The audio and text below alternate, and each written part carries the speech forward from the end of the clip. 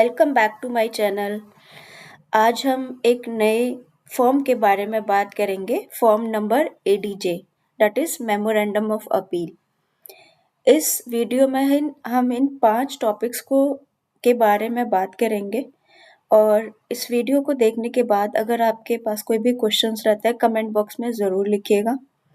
Video अगर अच्छी लगती है तो एक वीडियो पर जाकर लाइक ज़रूर कर दीजिएगा और हाँ, ये अदर प्रोफेशनल्स के लिए भी हेल्पफुल हो सकती है वीडियो को, तो अपने प्रोफेशनल ग्रुप में इस वीडियो को शेयर ज़रूर करिएगा।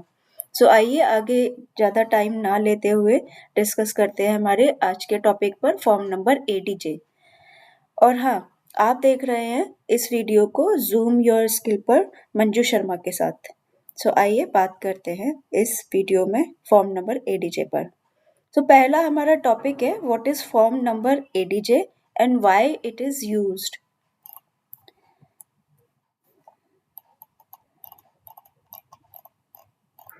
और हाँ, एक बात और, अगर ये वीडियो ये वीडियो हो सकता है थोड़ी सी लंबी बने क्योंकि फॉर्म्स की वीडियो पूरा फॉर्म एक्सप्लेन करना पड़ता है एट फील्ड लेवल, तो थोड़ी सी लंबी हो जाती है। तो इस वीडियो को देखिएगा ज़रूर आखिरी तक ताकि आपको इस फॉर्म को कैसे बनाते हैं, क्या क्या बेसिकली चेक्स हैं हमारे, क्योंकि V3 है, बिजनेस वैलिडेशंस लगाए हैं, तो कहाँ प्रेफिल हो रहा है कैसे, तो ये सारा का सारा जब तक पूरा वीडियो आप नहीं देखेंगे आपको नहीं समझ आने वाला है। तो इस वीडियो को आखिरी तक ज़रूर देखिएगा। सो आइए, पहला क्वेश्चन है हमारा what is form number ADJ and why it is used. So मोटा मोटा आपको बताती हूँ। जैसे यहाँ पर क्या होता है, एडजुडिकेटिंग ऑफिसर अपॉइंट किए जाते हैं सेंट्रल गवर्नमेंट के थ्रू। अब एडजुडिकेटिंग ऑफिसर क्या करते हैं, वो इन्वेस्टिगेशन करते हैं कंपनी और उसके ऑफिसर्स के ऊपर, फाइनली ऑर्डर पास करते हैं। ऑर्डर में पेनल्टीज मेंशन करते हैं। अब क्या होता है, कई बार वो पेनल्टीज कंपनी और ऑफिसर इन डिफॉल्ट्स को लगता है कि नहीं ये गलत पेनल्टी लगाई है एंड ऑल, मतलब सेटिस्फाई नहीं होते उस ऑर्डर से। तो उस ऑर्डर को बेसिकली चैलेंज करने के लिए ये फॉर्म यूज किया जाता है। अब ये जो ऑर्डर है ये हमारे एओ जो अपॉइंट करे थे सेंट्रल गवर्नमेंट ने, उसने लगाया था। तो अब ये जो एओ है वो होते कौन है, नीचे अभी हम समझेंगे एओ कौन होते हैं। तो अब ये एओ जो होते हैं वो जो भी ऑर्डर में पेनल्टी लगाएंगे उसके अगेंस्ट में जो अपील फाइल होगी वो होगी रीजनल डायरेक्टर को फॉर्म नंबर एडीजे में। और जिस सेक्शन में ये फॉर्म फाइल होता है, जिस रूल में ये फॉर्म फाइल होता है, वो है 454 एंड रूल 41। तो अगर मैं बात करूं फॉर्म नंबर एडीजे क्या है, ये एक अपील के लिए फॉर्म होता है। और यूज क्यों किया जाता है, क्योंकि जो ऑर्डर पास करा है उससे मैं सेटिस्फाई नहीं हूँ, तो उस ऑर्डर को चैलेंज करने के लिए ऊपर वाली अथॉरिटी में ये फॉर्म फाइल होता है। ऊपर वाली अथॉरिटी मतलब रीजनल डायरेक्टर, तो मतलब नीचे वाली किसी अथॉरिटी ने इस ऑर्डर को पास करा है। और हमें इस फॉर्म में ग्राउंड्स जो मेंशन करने हैं वो बहुत स्पेसिफिकली, बहुत क्लियरली मेंशन करने हैं ताकि ये जो अपील है हमारी आरडी के लेवल पर रिजेक्ट ना हो। अब एओ होते कौन है इसमें, इसको भी समझते हैं। एओ बेसिकली अपॉइंट करे जाते हैं सीजी के थ्रू, एक ऑफिशियल गजेटे में अनाउंस किए जाते हैं। और ये होते कौन है, they are the officer not below the rank of registrar of companies. तो मतलब आरडी से नीचे ही होंगे, तभी हम आरडी के पास इनके पास किए ऑर्डर के अगेंस्ट अपील फाइल कर रहे हैं। और ये एडजुडिकेट करते हैं पेनल्टीज को, और जो इनका ज्यूरिडिक्शन दिया जाता है ना, उसी ज्यूरिडिक्शन में ये काम करते हैं। सो ये बेसिकली एओ की डेफिनेशन है, कौन एओ होता है। तो हमें पता होना चाहिए ना, ऐसे टेक्निकल टर्म हम फॉर्म फाइल करने तक सीमित नहीं रहने चाहिए, हमें पता होना चाहिए कि इसका मीनिंग क्या होता है। इसलिए मैंने यहाँ पर ये आपको मीनिंग यहाँ पर बताया, मीनिंग क्या होता है। तो अभी हमने पहला क्वेश्चन समझ लिया, क्या होता है फॉर्म नंबर एडीजे और क्यों यूज होता है। तो कोई क्वेश्चन होता है कमेंट बॉक्स में ज़रूर बताइएगा। नेक्स्ट क्वेश्चन में बात करते हैं हम, what is timeline, filing fees and let fees of this form. अब बोलोगे मैम इसकी क्या ज़रूरत है, ये तो कैलकुलेट हो ही जाती है। पर आपको लगता नहीं है कि एज अ प्रोफेशनल आपको फीस पता होनी चाहिए।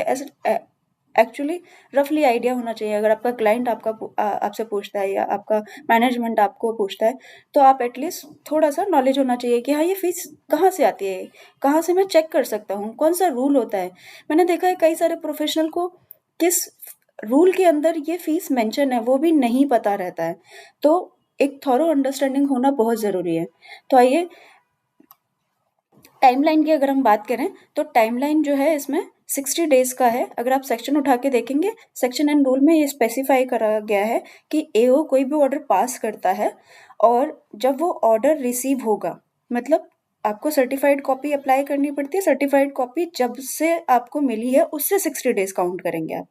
तो within 60 days from the date of receiving the certified copy of the order, आपको ये अपील फाइल करनी है। और ये जो फॉर्म है वो नॉन एसटीपी फॉर्म है, मतलब बैक ऑफिसर ये जो फॉर्म है अप्रूव करते हैं। एसटीपी फॉर्म नहीं है ये। अब फाइलिंग फीस क्या होने वाली है, ये बहुत ही इंपॉर्टेंट है। हम वैसे इंस्ट्रक्शन किट में हमेशा हर फॉर्म की फाइलिंग फीस दी होती है। तो अगर आप इंस्ट्रक्शन की किट में जाएंगे, यहाँ पर देखिए ये हमारा एक ऐसे करके टेबल बना रहता है, उसमें हमारी कैपिटल के हिसाब से फीस लगती है। स्मॉल है, नॉन स्मॉल है, उसके हिसाब से। फॉर एग्जांपल अगर मेरी कंपनी जो है अदर देन स्मॉल है और 10 लाख मेरी ऑथराइज कैपिटल है, तो मेरी जो फीस कैलकुलेट होकर आएगी इस फॉर्म की वो 2000 आएगी।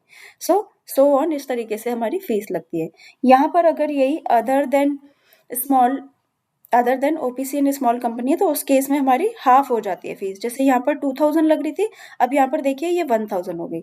यहाँ पर 5000 है, यहाँ पर 2500 हो जाएगी। तो इस तरीके से ये फीस इंस्ट्रक्शन किट में आपको दी गई है, आप रेफर कर सकते हैं। यहाँ कैटेगरी ऑफ कंपनी है। फॉर एग्जाम्पल अगर फॉरेन कंपनी के लिए हम अपील फाइल कर रहे हैं, तो उस केस में हमारी फिक्स्ड फीस रहेगी 5000 रुपीज़। बट यहाँ पर एक कैच है, इंस्ट्रक्शन किट में तो ये टेबल दिया गया है, बट जो हमारी फीस एक्चुअल में कैलकुलेट होती है वो कौन सा रूल है हमारा, वो है rule 12 of companies registration office and fees rule 2014। सो अब यहाँ पर जाएंगे ना सेगमेंट नंबर 2 में, यहाँ पर जितने भी सेंट्रल गवर्नमेंट को फॉर्म्स फाइल होते हैं सेक्शन 459 में, वो सारी की सारी फीस यहाँ पर इस टेबल में मेंशन करी गई है। यहाँ पर देखिए मैंने स्क्रीनशॉट लगाया है। ये हमारी फीस की कैलकुलेशन बेसिकली यहाँ से उठ के हमारी इंस्ट्रक्शन किट में गई है। अगर मैं बात करूँ यहाँ पर देखिए 25 लाख तक की कंपनी के लिए अदर देन ओपीसी के लिए 2000 हमारी फीस लगने वाली है इस फॉर्म को, और अगर other than OPC and small company उस केस में 1000। बट यहाँ पर एक कैच है, आप मुझे कमेंट बॉक्स में ज़रूर बताइएगा इसके बारे में, हो सकता है मैं गलत हो सकती हूँ। यहाँ पर देखिए इंस्ट्रक्शन किट में जो मेंशन कर रखी है, इंस्ट्रक्शन किट में 1000, 2500, 10,000, मतलब ये जितनी भी फीस थी उसका हाफ कर दिया यहाँ पर, और यहाँ पर ये सेम रहने दी। मतलब सॉरी, हाफ नहीं करा, इन दोनों का हाफ करा है, बाकी जो है वो सेम रहने दी। तो मुझे लगा ये शायद मिस्टेक है इंस्ट्रक्शन किट में। वेयर एज अगर आप फी रूल में जाएंगे, फी रूल में देखिए इसके बाद यहाँ पर हमारी फीस ही नहीं लगी है, क्योंकि हमारा जो ये फी रूल है वो बहुत पुराना है, जब हमारी जो कैपिटल मतलब ओपीसी एंड स्मॉल कंपनी की पुरानी कैपिटल थी। तो यहाँ पर भी रिवीजन रिक्वायर्ड है और इंस्ट्रक्शन किट में भी रिवीजन रिक्वायर्ड है। एक बार इस चीज़ का आप ध्यान रखिएगा। अगर हम लेट फ़ी की बात करें, लेट फ़ीस जो है इस फॉर्म में कोई भी नहीं लगती है। अगर आपका 60 डेज़ क्रॉस हो जाता है तो आपको कंडोनेशन ऑफ डिले कराना पड़ता है, फिर उसका आपको ऑर्डर इस फॉर्म में लगाना पड़ेगा। ये हमारा सेकंड क्वेश्चन कवर होता है यहाँ पर। थर्ड की अगर हम बात करें क्या-क्या डॉक्यूमेंट्स इस फॉर्म में लगने वाले हैं। अब डॉक्यूमेंट्स की भी आपको जानकारी होनी चाहिए पहले ही, ताकि आप तैयार करके रख लें documents. Certified copy of the order against which appeal is sought. अगर यहाँ पर इस फॉर्म में टोटल जो है वो 4-5 अटैचमेंट है जो लगानी होती है। अब क्या-क्या है वो अटैचमेंट पहले ही हम जानकारी ले लेंगे तो इस फॉर्म को फाइल करने में आसानी रहेगी। कौन सी जो 3 अटैचमेंट है वो कंडीशनल मैंडेटरी है। जैसे पहली जो अटैचमेंट है मतलब सर्टिफाइड ट्रू कॉपी जो आपको मिली है, वो तो कंपल्सरी लगानी ही लगानी है इन एवरी केस। नेक्स्ट जो अटैचमेंट है वो है copy of authorisation in favour of authorise representative if any. मतलब जो एआर की है अटैचमेंट वो कब लगेगी, जब आप फिल नंबर 23 है इसमें एक डिटेल्स, यहाँ पर देखिए स्क्रीनशॉट दिया है, अगर आप यहाँ पर इसको फिल करोगे तब ये वाली अटैचमेंट जो है वो मैंडेटरी मांगेगा। This attachment shall be mandatory in case detail provided in field number 23। यहाँ पर अगर आप डिटेल देंगे तो ये वाली जो है अटैचमेंट मैंडेटरी हो जाएगी। थर्ड है order of condonation of delay. So अभी हमने ऊपर बात करी 60 डेज के बाद अगर ये अपील फाइल करते हैं तो उस केस में आपको ऑर्डर कंडोनेशन का लेकर आना पड़ता है, तो वो उस केस में यहाँ पर मैंडेटरी हो जाएगा। ऑप्शनल अटैचमेंट, अगर आपकी कोई भी ऐसी इन्फॉर्मेशन है जो आप देना चाहते हो और फॉर्म में जगह नहीं है, या आप जो ग्राउंड्स मेंशन कर रहे हैं उसका जो कैरेक्टर लिमिट है वो कम है, तो उस केस में आप ऑप्शनल अटैचमेंट में यहाँ पर लगा सकते हैं कोई भी attachment. Next question, what is the process to file the form? This is very important. अब हम इस फॉर्म को भरने के लिए 10 स्टेप में हमने इस पूरे फॉर्म को बाइफरकेट करा है। सो धीरे धीरे समझेंगे क्या क्या इंपॉर्टेंट चेक्स है जो एमसीए ने बैकएंड में लगा रखे हैं या इंस्ट्रक्शन किट के हिसाब से मैंने यहाँ पर ये बनाए हैं। सो धीरे धीरे हम इस स्टेप वाइज इसमें डिस्कस करेंगे। सो आपको पहले लॉगिन करना है, ये पोस्ट लॉगिन फॉर्म है, मतलब जब से V3 आया है V3 में सारे की सारी सर्विसेज पोस्ट लॉगिन कर दी गई हैं, तो आपको कोई भी फॉर्म एक्सेस करना है ना तो पोस्ट लॉगिन ही एक्सेस कर पाएंगे। और अब तो आपको पता होगा मास्टर डेटा सर्विसेज भी पोस्ट लॉगिन कर दिया है, तो अगर आप प्री लॉगिन करेंगे तो आपको एरर दिखाएगा नो रिकॉर्ड्स फाउंड, तो घबराइएगा मत। उसका मतलब ये है कि आपने लॉगिन नहीं करा है, इसीलिए आपकी कंपनी का रिकॉर्ड्स नहीं दिखा रहा है। तो आपको even if master data check करना है तो आपको लॉगिन करना पड़ेगा। तो आप लॉगिन करेंगे एमसीए पेज पर, लॉगिन करने के बाद एमसीए सर्विसेज में जाना है and then select e filing करना है। फिर अप्रूवल सर्विसेज में जाना है, अप्रूवल सर्विसेज मतलब ROC RD एंड HQ, क्योंकि ये फॉर्म RD में फाइल होता है, RD हो जाता है, तो इसलिए ये वाली सर्विस को आपको सिलेक्ट करना है एंड फिर आपको एक्सेस करना है ADJ मेमोरेंडम ऑफ अपील, जैसे यहाँ पर स्क्रीनशॉट दिया गया है। एमसीए सर्विसेज में गए, कंपनी ई फाइलिंग में गए, अप्रूवल सर्विसेज में and then memorandum of appeal में। वैसे जब एमसीए सर्विसेज ये टैब हम जब सेलेक्ट करते हैं तो कई बार कर्सर इधर उधर हो जाता है ना, मतलब ये वाला मुझे भी बड़ा बेकार सा लगा था। आई डोंट नो एमसीए क्यों नहीं इस चीज़ पे ध्यान देता है। मैं तो फॉर्म ही नहीं सेलेक्ट कर पाती हूँ, बार बार मेरा कर्सर या फिर मतलब लैपटॉप से जब मैं एक्सेस कर रही होती हूँ बार बार मुझे एमसीए सर्विसेज में क्लिक करना पड़ता है।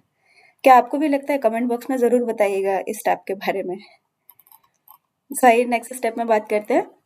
स्टेप नंबर 2, अब आपका फॉर्म खुल गया है यहाँ पर। अब फॉर्म खुलने के बाद आपका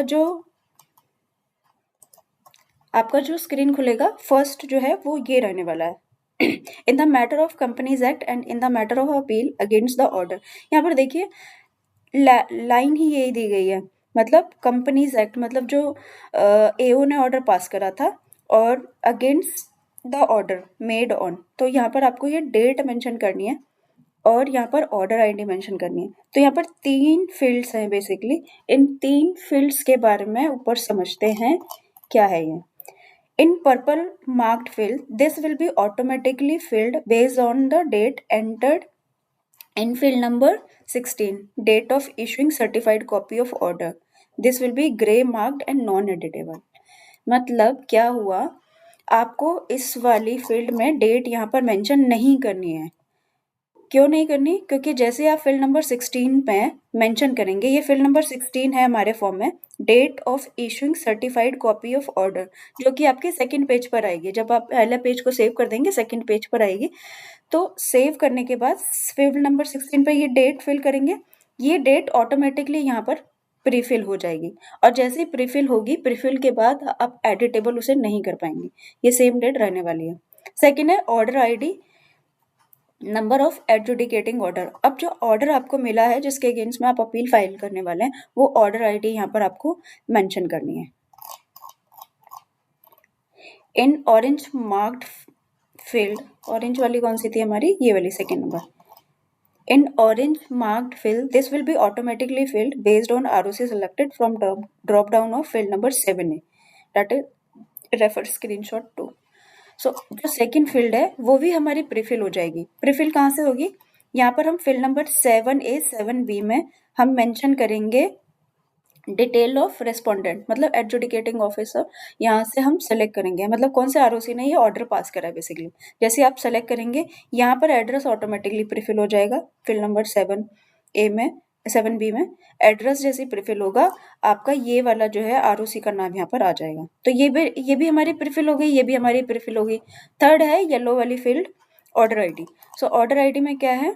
In yellow marked field, enter the order ID number of adjudication order issued by AO. AO मतलब adjudicating officer. तो मैंने ये शॉर्ट फॉर्म यहाँ पर यूज करा हुआ है.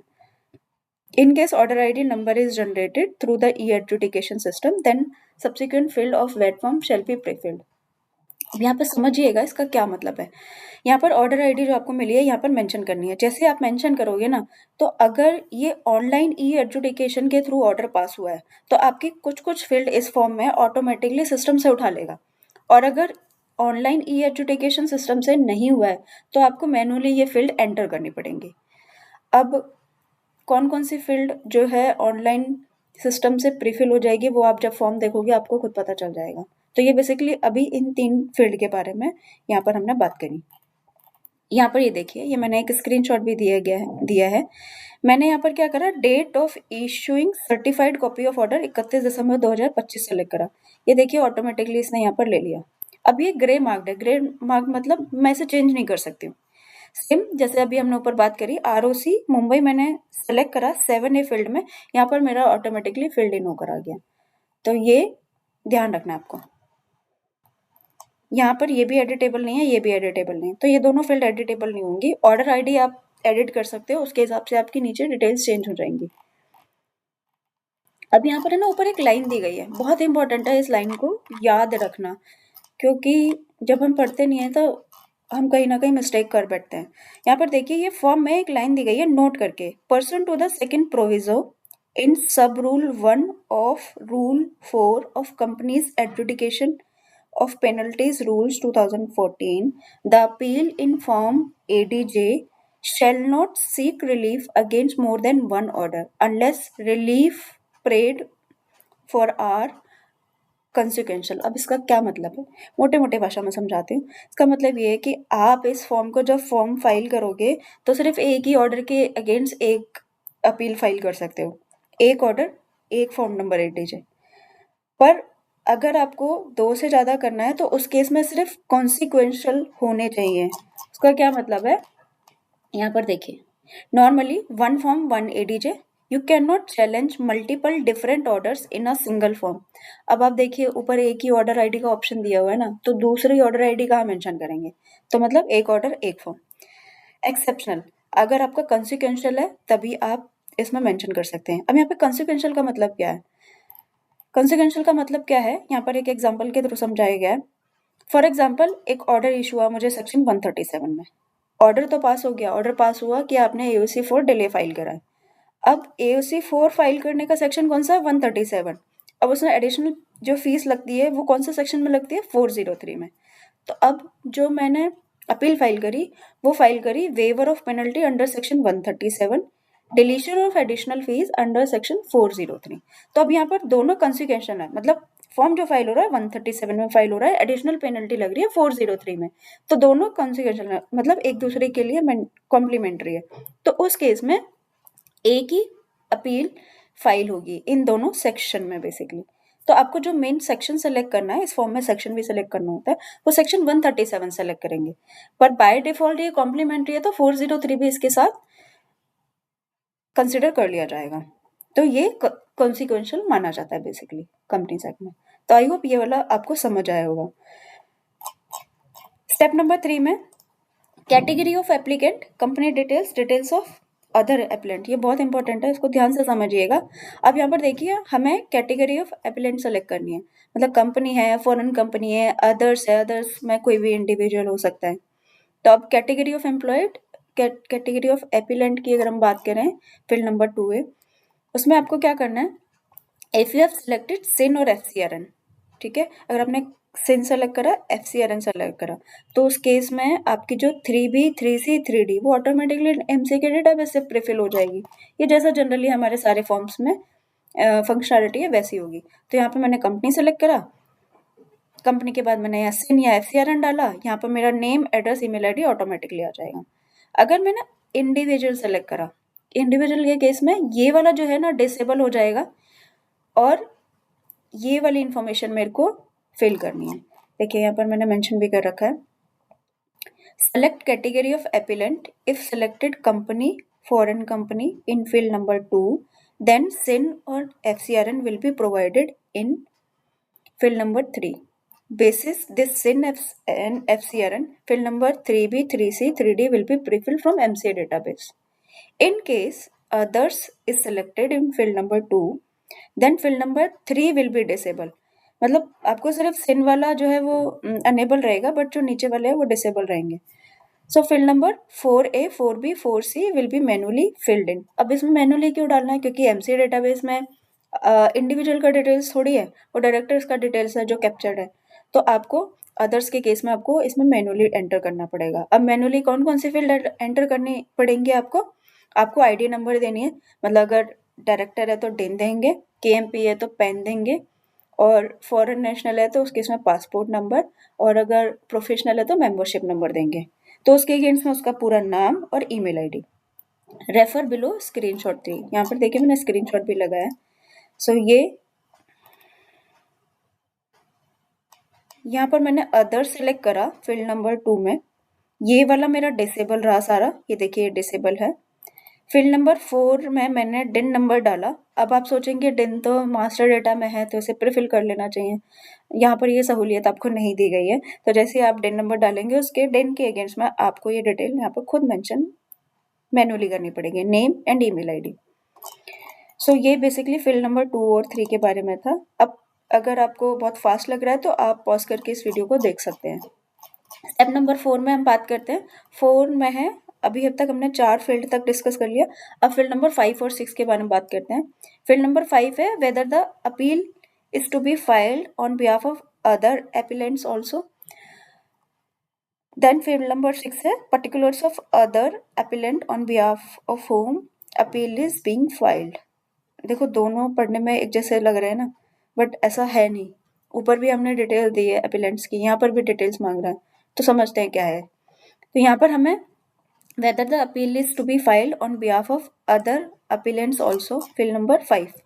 अगर आप yes select करेंगे in field number 5, then field number 5B में आपको वो रोज उतनी जनरेट करके दे देगा जितनी आपको, मतलब ये सेलेक्ट करा, आपको वो नंबर लिखने कितने हैं और उसके हिसाब से फिर आपकी रोज जनरेट हो जाएंगी. मतलब अगर एक एग्जांपल से समझते हैं. आपका ऑर्डर आया, आपके ऑर्डर में वैसे एग्जांपल नीचे दिया गया है, उसी एग्जांपल को हम रेफर करेंगे. तो अगर आपने यहाँ पर येस सेलेक्ट करा तो आपको यहाँ पर नंबर ऑफ एपिलेंट डालना है. यहाँ पर कितने हैं? 2 है, 4 है और 10 तक डाल सकते हैं. 10 से ज़्यादा आप नहीं डाल सकते. अगर उससे ज़्यादा होते हैं तो इस वाली फॉर्मेट में आपको अदर अटैचमेंट में लगा के आपको अटैचमेंट लगानी पड़ेगी. सो ये दोनों हो गया. अब आपने जैसे नंबर डाले, आपकी ये फील्ड नंबर 6 उतनी नंबर जनरेट हो जाएंगे. जैसे आपने 5 डाला तो 5 बारी ये 6 6 6 6 आपका फॉर्म में खुल जाएगा. फिर आपको यहाँ पर सेलेक्ट करना है, सेलेक्ट अदर एपिलेंट.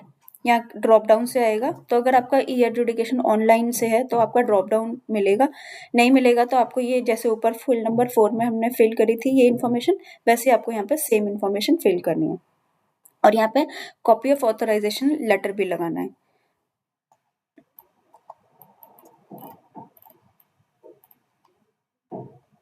ये बेसिकली यहाँ पर मैंने बता रखा है, यही सेम चीज़ जो मैंने अभी आपको समझाया है कि अगर आपने 5 भी डाला देन फिल नंबर 6 फिल करना है. ये सारा का सारा मैंने आपको डिटेल में यहाँ पर दिया गया. यहाँ पर देखिए मैं अभी आपको बता रही थी 10 से ज़्यादा नहीं है. तो जैसे मैंने 11 डाला ना तो मुझे एरर दे देगा. तो आप 10 से ज़्यादा नहीं डाल सकते यहाँ पर. तो अगर 11वां आपका होता है या अगर आपकी ज़्यादा है तो आप ऑप्शनल अटैचमेंट में ये लगा सकते हैं. फील्ड नंबर 6 में अभी जैसे मैंने आपको बताया, जैसे मैंने यहाँ पर 7 मेंशन करा तो यहाँ पर देखिए 1 2 3 ऐसे मेरी 7 जो है फील्ड्स ओपन हो जाएंगी. तो अलग अलग फिर मुझे उनकी डिटेल्स देनी है. और यहाँ पे कॉपी ऑफ ऑथराइजेशन हर किसी का अलग अलग अटैच होगा.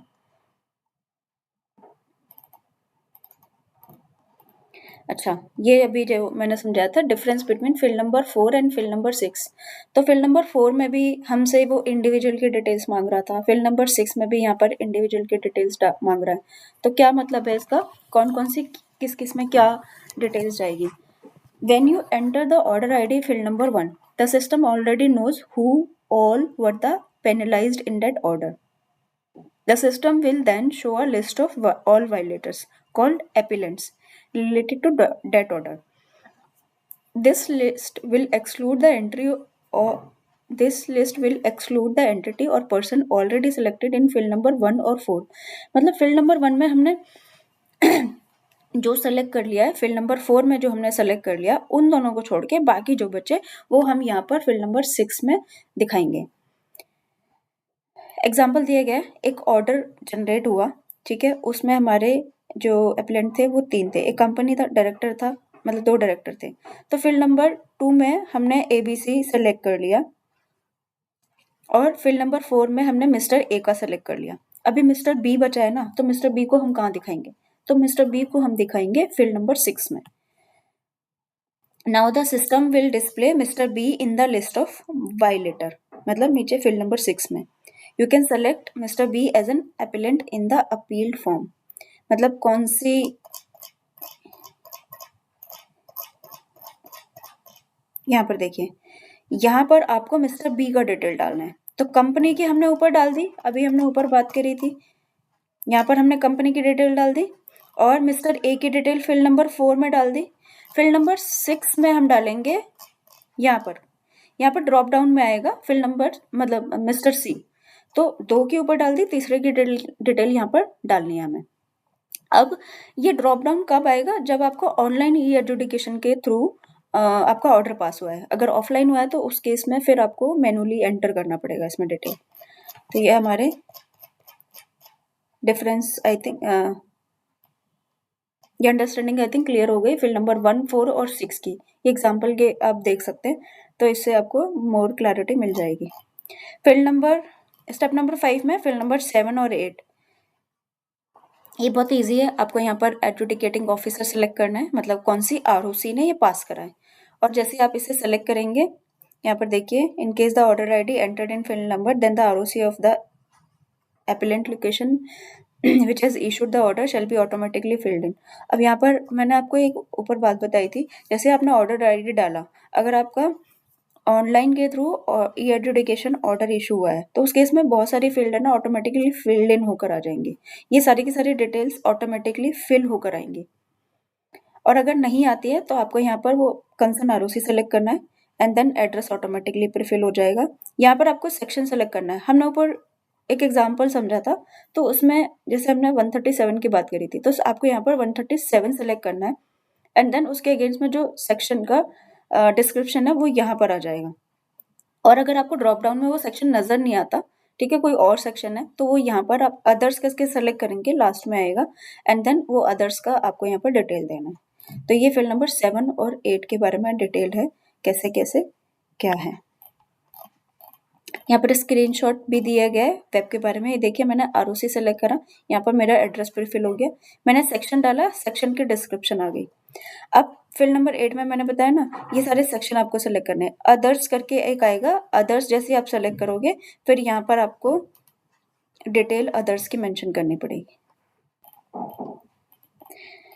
Step number 6, penalty details. अब पेनल्टी डिटेल्स मतलब यहाँ पर आपसे पूछ रहा है जो आपके ऑर्डर में डिटेल्स मेंशन करी गई है वो आपको यहाँ पर वो मेंशन करनी है। तो फील्ड नंबर 9 में serial number 1 and name will be pre-filled from field number 3A, 3B and 6B। अभी हमने appellant की डिटेल्स दी थी ना, तो वो ऑटोमेटिकली यहाँ पर प्रीफिल हो जाएंगे। सीरियल नंबर भी प्रीफिल होगा, नेम ऑफ appellant भी प्रीफिल होगा। यहाँ पर देखिए, एक बार स्क्रीनशॉट में देख लेते हैं। हाँ, स्क्रीनशॉट मैंने लगाया नहीं है, वैसे स्क्रीनशॉट वैसे आप डालेंगे तो वो आपका ऑटोमेटिकली आ जाएगा, serial number and name of applicant. जैसे कंपनी डाला तो कंपनी ऑटोमेटिकली यहाँ पर आ जाएगा। देन पेनल्टी भी आपकी प्रीफिल हो जाएगी अगर आपका ऑनलाइन है तो, और अगर नहीं होती है तो जो आपके ऑर्डर में मेंशन है वो आपको मेंशन करना है। फिर रीजन मेंशन करना है और जो फैक्ट्स मेंशन करने हैं वो बहुत मतलब आपका जो ऑर्डर होगा, ऑर्डर से आप टिकअप कर सकते हैं। फील्ड नंबर 10 एंड 11, यहाँ पर आपको फॉर्म ID मेंशन करनी है। अगर कोई फॉर्म के अगेंस्ट में था तो फॉर्म की ID मेंशन करनी है और उसके अगेंस्ट में SRN मेंशन करना है। स्टेप नंबर 7 में field number 12, 13, 14 and 15, synopsis of case। In this field, a brief summary of facts and procedural history is to be given, like what is appeal about, what order has been passed. If text is large, then attach this as an attachment, as there is a character limitation. So the error may encountered by a user as an technical error occurred. So synopsis आपको थोड़ा सा देना पड़ेगा कि order किसके बारे में, ठीक है, क्या ऑर्डर पास हुआ था, कौन सा, मतलब ये सारी की सारी आपको डिटेल्स यहाँ पर स्नॉप्सिस में मेंशन करनी पड़ेगी। आपको लगता है आपका स्नॉप्सिस बड़ा हो रहा है तो आप एज एन अटैचमेंट में भी लगा सकते हैं। सेम आपको ग्राउंड्स भी मेंशन करने हैं, मतलब आप अपील करने के लिए क्यों आ रहे हो, कि आपकी पेनल्टी ज़्यादा लगा दी है या क्या रीज़न है, जो भी है वो आपको लीगली यहाँ पर फैक्चुअल मैनर में आपको यहाँ पर मेंशन करना है। अब क्या मेंशन कर सकते हैं, मतलब basically as a violation of law है, इनकरेक्ट इंटरप्रिटेशन है, लैक ऑफ नेचुरल जस्टिस है, जो भी है आपको वो यहाँ पर ये ग्राउंड्स ऑफ अपील में मेंशन करना है। तो आपका जो ग्राउंड्स ऑफ अपील है ना वो ऐसा होना चाहिए ताकि आरडी जो है वो रिजेक्ट ना करे। फिर नंबर 14 में आपको रिलीफ मेंशन करना है। रिलीफ मतलब आप बेसिकली आप चाहते हैं क्या, आरडी के पास क्यों आ रहे हो, तो वो आपको रिलीफ क्या चाहते हो आप उससे, वो आपको यहाँ पर मेंशन करना है ताकि अपील जो है वो आपकी अलाउ हो जाए। फिर नंबर 15 में इंटरिम रिलीफ मेंशन करनी है, मतलब in this field mention temporary relief during pendency of appeal such as stay of operation of the order, मतलब कुछ भी इस तरीके का है, इंटरिम आपने इस ऑर्डर के अगेंस्ट करा है, कोई और भी उसमें जाके फाइल कर दिया है, तो ये भी आपको यहाँ पर मेंशन करना है। स्टेप नंबर 8 में फिल नंबर 16, 17, 18, 19, 20, 21, 22 लेंगे हम। अब date of issuing certified copy of penalty order, यहाँ पे मैंने बताया था ना जिस दिन आपको सर्टिफाइड कॉपी मिली है ऑर्डर की, वो आपको यहाँ पर ऑर्डर आईडी की डेट मेंशन करनी है। तो जैसे आप ये मेंशन करेंगे जो ऊपर हमने पढ़ा था वो आपका प्रीफिल हो जाएगा। Due date by which the appeal has to be filed, यहाँ पर सिस्टम जो है वो ऑटोमेटिकली ड्यू डेट मतलब कैलकुलेट कर लेगा। स्क्रीनशॉट से समझते हैं, यहाँ पर मैंने डेट डाली 31 दिसंबर, तो 1 मार्च मतलब 60 डेज वो ऑटोमेटिकली सिस्टम कैलकुलेट कर लेगा। तो बेसिकली एमसीए ने पीछे वैलिडेशन लगाया हुआ है कि 60 डेज यहाँ से ये काउंट कर लेगा। तो ये जो है एडिटेबल नहीं है, तो आप ध्यान से डालिएगा इस डेट को, गलत ना हो जाए। यहाँ पर जैसे मैंने एग्जांपल भी दिया है, 31 दिसंबर डाली, 1 मार्च जो है वो कैलकुलेट उसने सिस्टम ने कर ली। अब जो नेक्स्ट फील्ड है, field number 18 and 19, whether there is a delay in filing the appeal.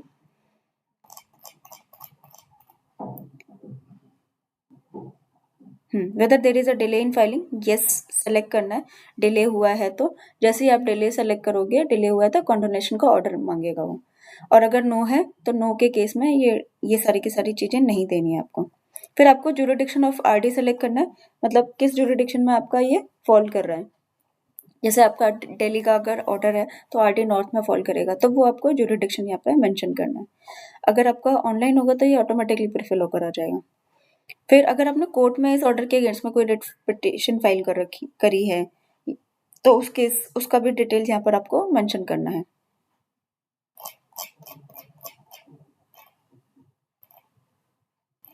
ये सारा हमने डिस्कस कर लिया है। हाँ, यहाँ पर जो रीजंस देना ये बहुत इंपॉर्टेंट है। रीजंस जो हैं वो थोड़ा सा ध्यान से दीजिएगा। रीजंस थोड़े से फैक्चुअल होने चाहिए और स्पेसिफिक होने चाहिए, पूरा कहानी नहीं लिखनी है, क्योंकि आरडी जो है वो एपेक्स अथॉरिटी है, तो उसको थोड़ा बहुत स्पेसिफिक और जो फैक्चुअल रीजन है उस अगर वो मेंशन करोगे तो वो ज़्यादा बेटर रहेगा। मतलब एक छोटा सा जैसे मैंने यहाँ पर दिया है, जैसे रीजन जो है वो रॉन्ग लीगल एडवाइस आप मेंशन कर सकते हो कि आपको जो दी गई थी वो एडवाइस जो दी गई थी वो गलत दी गई थी। इस वजह से आपको डिले हो गया इस अपील को फाइल करने में। या एडमिनिस्ट्रेटिव और प्रोसीजरल डिले का मेंशन कर सकते हो कि भाई सर्टिफाइड कॉपी डिले रिसीव हुई, या जो रिकॉर्ड्स या डॉक्यूमेंट, मतलब कुछ भी इस तरीके का जो थोड़ा सा फैक्चुअल लगे और स्पेसिफिक रहना चाहिए। नेक्स्ट स्टेप में 23 में आपको ऑथोराइज रिप्रेजेंटेटिव का डिटेल अगर आप डालेंगे तो आपकी अटैचमेंट जो है वो मैंडेटरी हो जाएगी, तो वो आपको मैंडेटरी अटैचमेंट लगानी पड़ेगी। तो उस केस में आपको नेम डालना है और ईमेल आईडी उसका डालना है। अटैचमेंट पार्ट जो है हमने ऊपर क्वेश्चन नंबर 3 में कवर कर लिया था। अब स्टेप नंबर 10 में यहाँ पर देखिए जो डिक्लेरेशन है वो 4 डिक्लेरेशन है।